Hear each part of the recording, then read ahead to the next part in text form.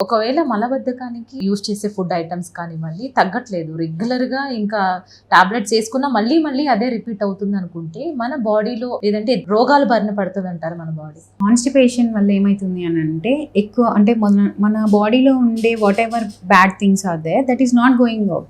So, అంతా ఇంటెస్టైన్స్‌లో అలానే ఉంటుంది. సో, దానివల్ల ఇంక్రీజ్డ్ బ్యాక్టీరియల్ గ్రోత్ అయితది. సో, బ్యాడ్ బ్యాక్టీరియా అనేది పెరగొచ్చు. దానివల్ల బ్లోటింగ్, గ్యాస్ రావచ్చు.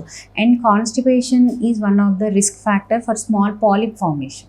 అంటే మన పెద్ద పేగులో చిన్న చిన్న గడ్డలు అలాంటివి కూడా ఫామ్ అయ్యే ఛాన్సెస్ ఉంటాయి. ఆ చిన్న చిన్న గడ్డలు పెరిగి క్యాన్సర్‌గా కూడా పెరిగే ఛాన్సెస్ ఉంటాయి. సో, కాన్‌స్టిపేషన్ అలా ఉంటే అలానే ఉంచుకోవద్దు. You have to get treated either by medicine or by lifestyle. ఎలా అయినా కానీ ట్రీట్ చేసుకోవాలి. అండ్ ఎప్పుడైతే కాన్‌స్టిపేషన్ ఎక్కువ ఉంటుందో, ఈ గట్లో బ్యాక్టీరియాలు అనేది ఎక్కువ పెరుగుతుందో, లీకీ గట్ వల్ల ఆ బ్యాక్టీరియా అనేది బ్లడ్‌లోకి వచ్చేసి వేరే ఆర్గాన్స్‌ని కూడా ఎఫెక్ట్ చేసే ఛాన్సెస్ ఉంటాయి.